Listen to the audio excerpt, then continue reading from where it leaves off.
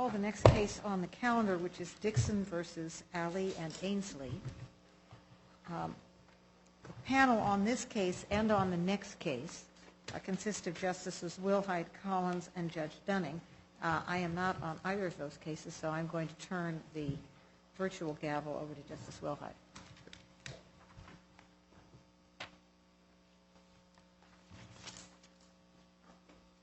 All right. Appellant's counsel, come forward, state your appearance, and we'll get started. May it please the Court, Mark Hathaway on behalf of Petitioner and Appellant Bryce Dixon. I wanted to first address two presumptions and deferences that improperly impose a heavy weight on accused students at private universities. And then I'd like to discuss the cross-examination issue that's been developed in the law more recently, the withholding of evidence, and then the single investigator model. Certainly happy to answer any questions. The first issue is the substantial evidence test. And most recently, just last week, in John Doe versus USC B271834, the court states that a university disciplinary proceeding concerning sexual misconduct does not involve a fundamental vested right. And that obliterates Bixby and some of its progeny, and improperly so. And the reasoning is that the court cites, in that case, Doe versus CMC, which came out August of this year, and then also the earlier 2016 Doe versus USC case. The Doe versus McKenna case merely cites to UC Regents case, the San Diego case from 2016, which involves a public university, but doesn't, the Claremont McKenna case doesn't actually go into any discussion of the evidence because the court found that the process was unfair. Then the next, the Doe versus University of California case from 2016 only cites to Department of Corrections and Schaefer regarding the vested fundamental right. The problem is going all the way back to Drummy in 1939 and then henceforth, it's the problem of the court trying to deal with the judicial findings of state agencies. All of these, though, involve state agencies, and it's a deference of a court, Superior Court or this court, to the rulings, the judicial rulings of another state agency. It's a separation of powers argument as set forth in, I believe it's Stromsky, which went into saying there's no longer a difference between statewide state agencies and now local agencies. So the whole deference and the vested right versus vested fundamental right all has to do with the deference of the court to another state agency's constitutional or legislatively authorized judicial powers. Private corporation has no judicial powers that are authorized by the California Constitution and none by the legislature. That would be like Ford Motor Company or Walmart litigating its own disputes with its customers. And so that initial presumption essentially assumes that every decision by a private corporation, have to keep in mind there's two private parties in this writ of mandate process. Two private parties, not another agency, but two private parties. There's nothing that authorizes this court or the Superior Court to give deference to USC or Pomona College or Stanford or any private corporation. And so that improperly infringes upon the vested rights of a student to continue the education that they have already contracted for and obtained and are working towards. Of course, no one has a constitutional right to a driver's license or to a real estate license or a medical license, but if you have it, you can't take it away without due process and without actually looking at whether the evidence, the preponderance of the evidence, a de novo review, supports the findings of the agency. But in this case, we're dealing with private private parties.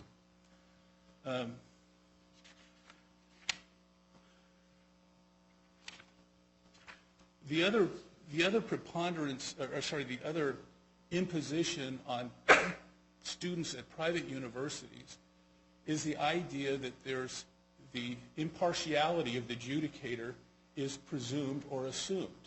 Again, all the cases going back decades that deal with that issue deal with governmental agencies where there is something more than simply an employee of a private corporation hired for a particular purpose and making findings or investigating some impropriety. There's nothing that establishes that their impartiality should be presumed. And in this case, what you have is a presumption that the decision is correct and a presumption that the adjudicator is impartial and unbiased. And so what you are left with in private university and college cases is you make the accusation, the accused student loses. It's not possible for them to win because the adjudicator is assumed to have made the correct decision, and then the court, neither the trial court nor this court, looks at whether or not the preponderance of the evidence supports the decision of the arbitrator. What happens, as happened in this case, is you don't really have a weighing of the evidence even at the university level. You have an investigator who highlights information and evidence that tends to support the initial allegations. You don't have an actual weighing of the evidence. You have essentially substantial review at that point. Is there substantial evidence that supports the initial allegations? And of course there is. There always will be. Just the accusation alone without especially ignoring countervailing evidence means that the accused student loses. This is part of the reason we put in our briefs about this. It's an accumulation of unfairness. The presumptions that are placed on accused students under 1094.5, which they're required to comply with, even though, in this case, there's no formal evidentiary hearing. There was a single investigator who acted as the prosecutor, as the investigator, as the judge, and the jury, and then imposed the expulsion. None of that comes close to the due process that's required when you're taking away someone's earned right to be at a university, their reputation, and their vested property right in continuing the education that they already have. But in reading some of the other cases, it appears that at many colleges there is a panel. There's an investigator, and then the investigator presents the findings to a panel, and many of those cases have turned on recently whether there should be a right of the accused student to some type of ability to confront or cross-examine, even if not directly. USC, of course, as you just stated, has a single individual who investigates and then is the adjudicator, prosecutes, adjudicates, and suggests the sanction. I'm just wondering if you have found this in your practice to be unique, or if there are other colleges that also have the single investigator adjudicator. The California State University has the single investigator model. The University of California has a single investigator model. The Department of Education Office for Civil Rights, their proposed regulations that have just been released state that will provide for that the decision as to findings of fact and findings of responsibility cannot be made by the investigator. They must be made by someone other than the investigator, because and certainly they have much more experience over the entire United States with circumstances where, because of the presumptions, the university merely has to hire someone who is their employee, makes the decision. My impression from reading Justice Gilbert's opinion involving UC Santa Barbara, the the way that it's discussed, there is an adjudicatory board. It's not the investigator. The way he discusses the case, that's my recollection. It's not a single investigator that decides the case. So, I mean, go ahead. I was the advisor for the student in the UC Santa Barbara case at the college, and the process with the UC system starting in 2006. Well, I don't want to get into stuff outside the record. All I want to say is the way the case is discussed by Justice Gilbert, it doesn't seem to me it's my recollection of the recitation of the procedure is not that it's investigator with all hats. Having said all that, I don't want to get sidetracked on that point. We have a system here, concrete system that we can deal with, even if it might be changed later in light of regulations from the Department of Education. So focusing on this system, what's wrong with it? What's wrong with it is that you have one individual that combines three portions. You have no record of the questions asked. The investigator doesn't record. There's no transcript. You have essentially a process where there's a relatively low burden of preponderance of the evidence. The schools like to say 50% plus a feather. You can see in this case there's feathers taken away from petitioner. Each one of those feathers is extremely important to them. But there's no process. It all happens with no formal hearing. It all happens in the mind of an investigator for whom there's no showing as to whether she, in this case, is impartial or not. And the burden then is under, which I believe is improper, the burden is then on the accused student to prove bias, which, as we know, is extremely difficult to do.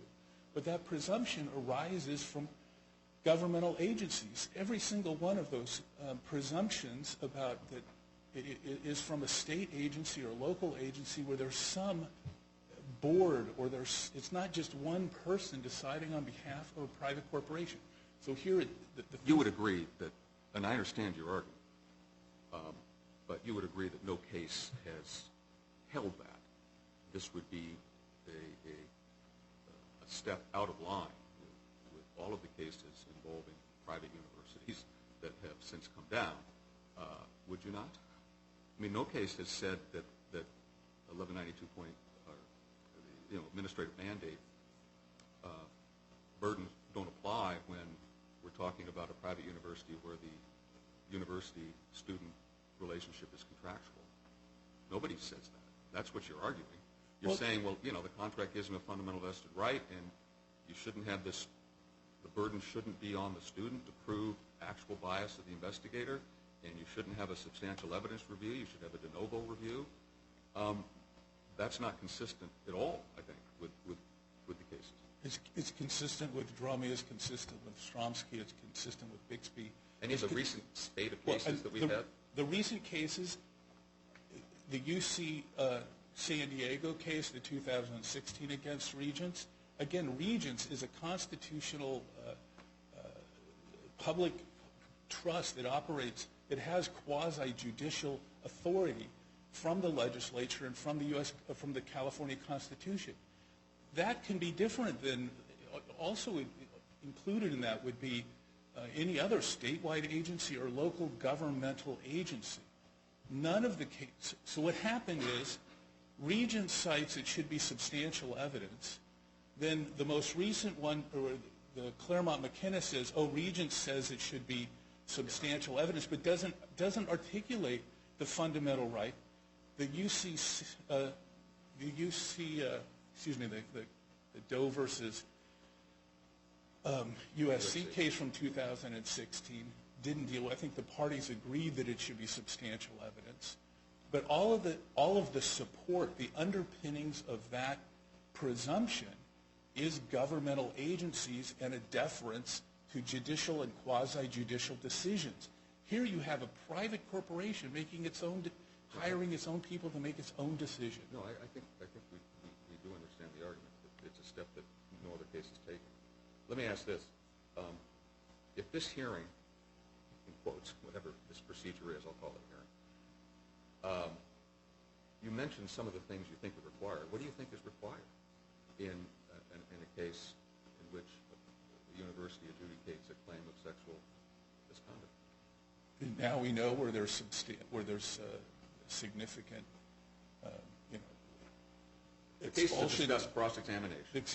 The case of the cross-examination requires cross-examination where there's a give and take before a neutral fact finder. Okay. Period. So if that, and not the person that did the investigation, they don't have to be confronting each other. There's other ways to resolve this, as was pointed out in the Claremont McKenna case, but it does require a give and take. What doesn't meet that standard is handing questions or suggesting questions to the police officer or the investigator to go ask someone in private where there's no record made and there's no give and take, and the person doesn't have a transcription of the questions asked and answered. All they do is write down essentially a gist of what was said. So you think there should be a transcript or recording? Yeah, absolutely. Like Stanford, most of the UC schools, the challenge, and I don't want to get off the track, but UC has a single investigator, and then there's an appeal process, and there's an appeal hearing. That appeal hearing sometimes appears to be like a de novo review. It actually isn't, but sometimes the courts treat it like it's an actual hearing, and that the investigator, and they're the ones making the fact finding. Other times, there's other superior court cases where the appeal is simply that, an appeal, and the decision maker is the investigator under the UC guidelines. Same with the California State University system. There's a decision, there is a hearing called a sanctions hearing, and that sanctions hearing is sometimes treated like an actual de novo hearing of decision makers, but the university doesn't believe it's that. But sometimes courts look at it because it's the only opportunity where some individual and accused has a possibility of asking questions and presenting a defense. There's a recent, one of you, I can't remember which one, maybe both, sent us a letter regarding the recent case that was decided. Yes. Division 7 of the court.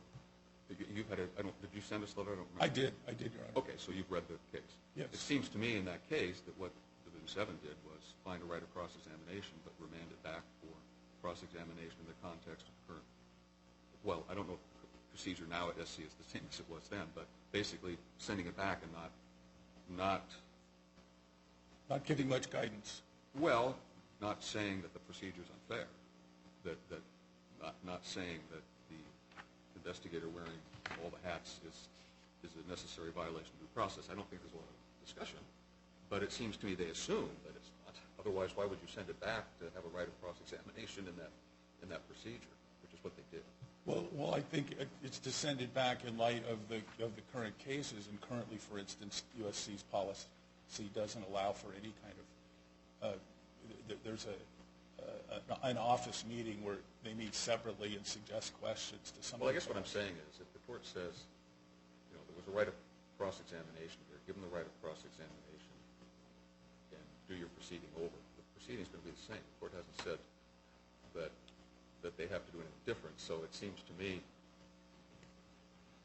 I don't know. I mean, I don't think there's a lot of analysis, but it seems that it would be nicer if there was clear direction that as there appears there will be under new regulations, for instance, the UCs, they have a hearing, cross-examination, burden of proof on the university. They have that for every form of misconduct except for sexual misconduct. So there's a perfect example where a university knows how to do it right. They know you're supposed to give the evidence. You're supposed to tell somebody exactly what they're charged with. You give them a reasonable opportunity to respond, and they have a place to present evidence and to cross-examine adverse witnesses.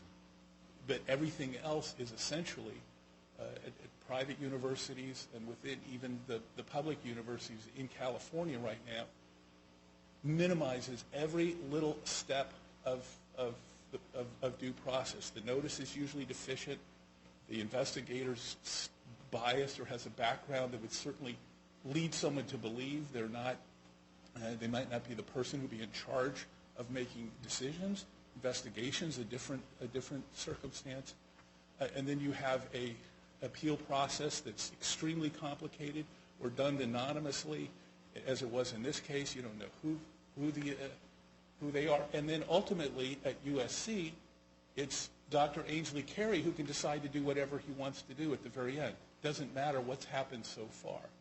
And that just So in the recent case, to be even more specific, in Doe versus University of Southern California, the case from a fellow division filed December 11th, there's actually a footnote that says, although the Title IX investigator had dual roles as investigator and adjudicator, the combination of investigative and adjudicative functions does not without more constitute a due process violation. I take it you disagree with that, at least in the context of investigations of sexual misconduct at a university when credibility is the key issue. Yes, Your Honor. All the cases that support that premise, that you can have a dual role or triple role of a single individual, all are generally within administrative agencies where someone might be an investigator but also advises the board. They might, there's city councils where there's certain portions of them are conducting some part of the investigation. And so combining those, it's again all in governmental agencies where there's some, they're at least, they're supposed to, and they've all taken oaths to uphold the Constitution and to, they're enforcing public policy or public matters of public interest. At the time, USC, which receives over $500 million a year in federal funds, had those federal funds under some threat. I don't know how realistic the threat was, but the Office for Civil Rights was investigating USC. So it's very simple to hire people to just simply expel every accused student. It's much easier. Okay, you asked for 30 minutes. You've got about 8 left. I don't know. Then I'd be happy to reserve 5. I didn't mean to discuss this. Let me just ask one question, please, Count. So the proposed regulations, in your view, on paper at least, do they solve the problem? They appear to solve the problem, yes. They're Doe versus Baum, for instance, out of the Sixth Circuit, states it fairly clearly. Cincinnati, which Claremont McKenna relied heavily upon. It all is going to be towards an actual hearing. If you're going to take away people's ability to get an education in this country and essentially litigating, in this case they're litigating their own contractual rights with their customer. I think it was Wentz says that the whole point of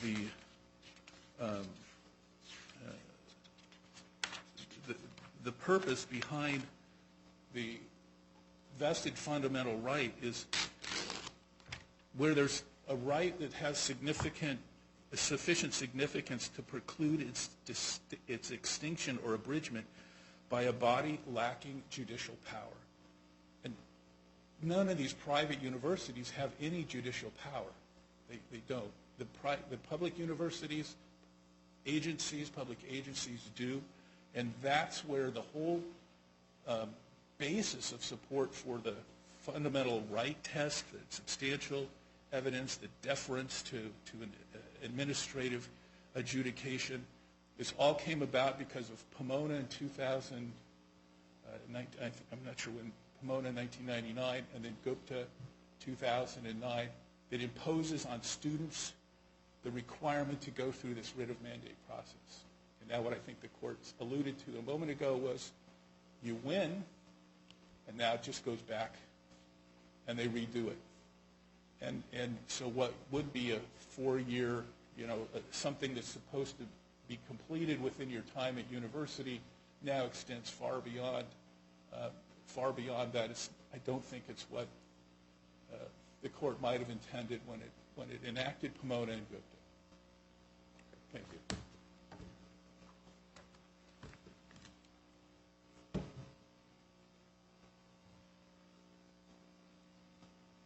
Good morning, Cassidy Davenport on behalf of respondents. Just to kind of bring the context of this case back to what we're talking about, which is Petitioner Bryce Dixon's procedure that he was afforded at USC. We all agree that he received notice of the charges against him and the factual allegations. It's not disputed that he had an opportunity to respond to those charges. He met with Dr. Allee on 2 occasions. He had an advisor. He reviewed all the evidence before him, or I should say before Dr. Allee, the witness statements, the text messages, the photos. He had an opportunity to provide a rebuttal. He identified 3 witnesses and requested that 2 of them be interviewed. All 3 were interviewed by Dr. Allee, and he was afforded the opportunity to review those statements and to, again, offer rebuttal. Dr. Allee conducted a thorough and a fair investigation. USC's procedures for handling these types of sexual misconduct complaints is a good one. It's a good model. Do you think the recent state of cases involving right of cross-examination apply here? They do apply here in the sense that in Claremont McKenna, the court stated that there's a right to indirect questioning of a witness. Yeah, Here, just be clear, I'm not saying direct person-to-person confrontation, but some method. I think we used similar language in our Doe opinion a couple of years ago, 2016. With that understanding, wouldn't that require, isn't this a case in which credibility was crucial and cross-examination, the way these cases have come out, would affect the result? yes, it's good law. It does apply here, and it was afforded here. Well, let me ask this. This is something that concerns me. What does the right of cross-examination in whatever form mean when the person who is doing the cross-examination is the investigator, the prosecutor, the fact finder, the sentencer? The facts are virtually binding on appeal. They're in the system. They're substantial evidence.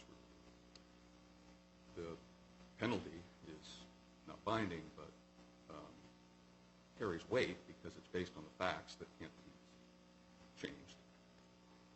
What does the right of what substance is there really to a right of cross-examination in that kind of system? You mean in the indirect questioning type of system where the fact finder does it? Well, a system in which the fact finder wears all those hats: prosecutor, jury, judge, sentencer, and the findings are they're not totally binding, but they're very difficult to set aside. Right. So the purpose is, and as the court, Division 7 mentioned last week in the footnote that Justice Collins cited, that there is nothing inherently unfair with this single model system. Putting that aside for the moment, the whole purpose of this indirect questioning is for the fact finder, the person who's going to be assessing credibility, to personally view the witness responding to these questions. The questions, the accused student needs to be able to have the opportunity to pose those questions through the fact finder. They need to be the complainant's questions, but the complainant need not be present. Nothing will be accomplished by having the complainant present. What's important is that the fact finder is the one who presents the questions and gets to view how the witness is going to respond. That's the whole purpose of this, to evaluate credibility. Other than the cases in which counsel has mentioned governmental agencies, are there other instances in which the investigator, the one wearing all these hats, that proposing questions to this investigator to ask a complainant, or presumably other witnesses if there's a dispute, how does that comport with fundamental fairness? In other words, usually, it's not necessarily required, but usually you have some semblance of a hearing. Somebody gathers the evidence, both sides put it to a neutral fact finder. That really isn't what's happening. Well, I think what you're talking about is more of a judicial system, more of a criminal system or a civil law model, which isn't what should be applied to these universities. Well, it's more of an administrative type of hearing. But yeah, it doesn't have to be a full-blown hearing. It doesn't have to be a trial. I'm not sure of all the requirements counsel mentioned, whether they need to be met. But it does concern me that you have a system in which one person has this amount of power, and necessarily has an interest in the case, being the one who decides the facts, the punishment, and then that's binding, virtually, not entirely. Certainly looked at for substantial evidence. But I understand. I mean, you've made these arguments are made in other cases as well, and you think it before us. But it is troubling, I must say.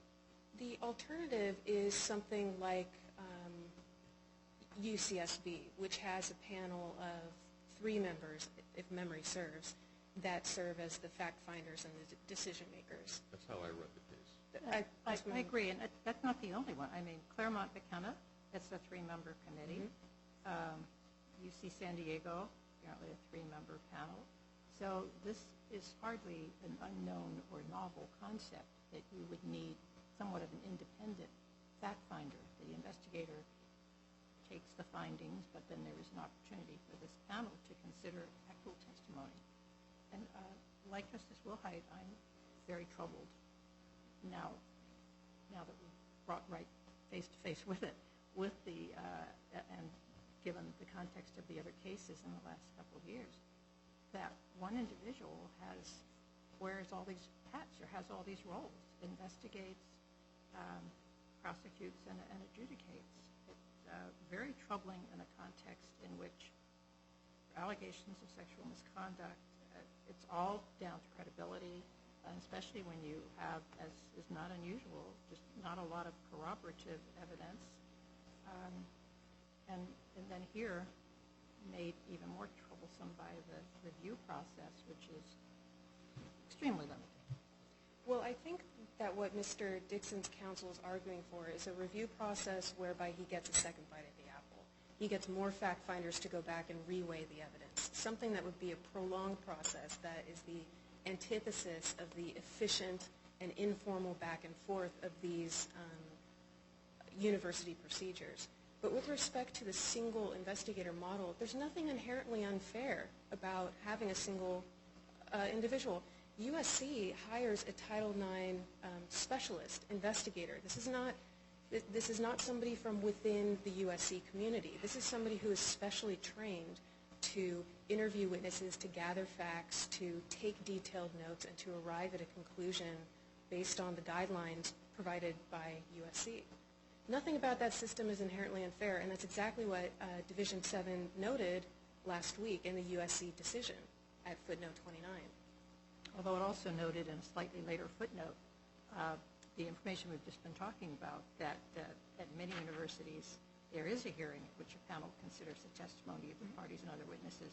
And I agree, it's somewhat hard to see where the parties go at the end of this Doe versus USC when the court has already found that the investigator erred in not personally interviewing these 3 witnesses, but relied again on somebody else's summaries, and furthermore, that the investigation was not fair and thorough as required by USC's own procedures. I mean, whether there's anything that could be done about that at this point, I don't know. When we're talking about clothing from, years ago, at this point, I suppose medical records would still be available. But, this is troublesome indeed. Factually a very distinct case, the USC decision from last week. In that case, there were actually 2 investigators, and the fact finder, Dr. Allee, wasn't participating in the interviews of some of those critical witnesses. Clearly, that's not what we have here. Dr. Allee conducted all of the witness examinations in this case. Yeah, here there's more question of, however, whether the investigation was thorough, which is a similar issue from last week's case. I guess one of the problems I have is that at some point, does this sole investigator make up his or her mind? There was certainly a theory that was presented by John Doe about a motive to fabricate, and there's this idea that the sports department or athletic department had some memo, or there had been all of this discussion, and if certain things happened again, people would be out of their jobs.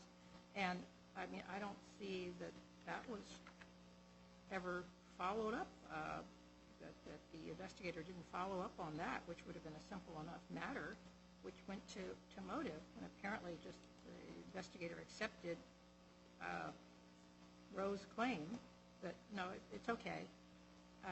So I think that is a similar issue in terms of the thoroughness of the investigation. The fact that she didn't follow up on that piece of evidence does not render the entire procedure unfair in this case. That evidence was not critical. Mr. Dixon proposed to Dr. Allee that Jane Roe could be lying, that she had mentioned during their encounter that she wanted to stop for work purposes. This was all information Dr. Allee had, and it's not our job to second guess how she decided based on that information she gathered. Well, if it's critical, I mean, if it's critical to credibility, isn't it something that ought to be objectively obtained? In other words, he says this, she says, no, it's not a problem. And the investigator says, well, I believe her. Doesn't check, doesn't follow up on whether or not there is actually some policy that would have put her job in jeopardy. I don't think that it rendered the entire procedure unfair for Mr. Dixon. I think that Dr. Allee gave that full credit, considered it, and based on a number of different issues regarding the two parties' statements, decided that Jane Roe's credibility outweighed Mr. Dixon's. But I wanted to go back to a point, Justice Collins, that you brought up, that in the USC case from last week, that Division 7 mentioned other colleges that utilize this three-panel fact-finding type procedure, especially when it comes to private universities. I think that the court should allow universities to have the discretion to craft procedures to handle these types of complaints.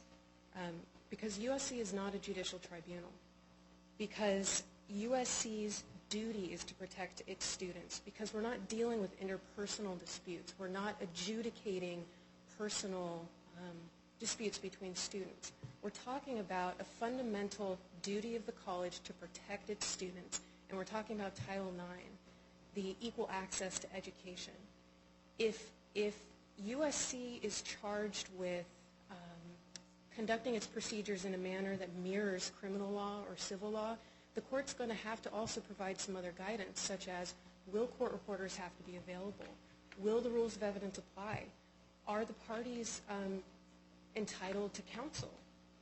Should universities have subpoena power? How can we even ensure that third-party witnesses will participate such that their credibility can be assessed? All of these reasons should factor into allowing the universities to have the discretion to figure out within the confines of their resources and their purposes, what's important to the universities, how to handle these situations. And in this case, when it comes to Bryce Dixon, he was afforded a fair procedure. Substantial evidence supports Dr. Allee's findings. And for that reason, even if the court finds that there should be additional procedural safeguards provided by USC, the judgment in this case should be affirmed. Thank you. Thank you very much. I'll give you just a few minutes. Just very briefly on access to the evidence. So what happens is there's a one hub where the evidence is not actually provided to anyone. It's put on a computer screen where you can't, at a page at a time. So it's impossible to actually go back and forth. It's impractical. They're not providing the access to the evidence. If private universities want to set up their own system of justice, fine, but then they shouldn't be given the stamp of the California Constitution and put in the same boat as administrative agencies and state agencies in order to and get those same presumptions. Unless there's any other questions, I thank you for your time. I don't think so. Thank you. Thank you both. Thank you for bearing with us.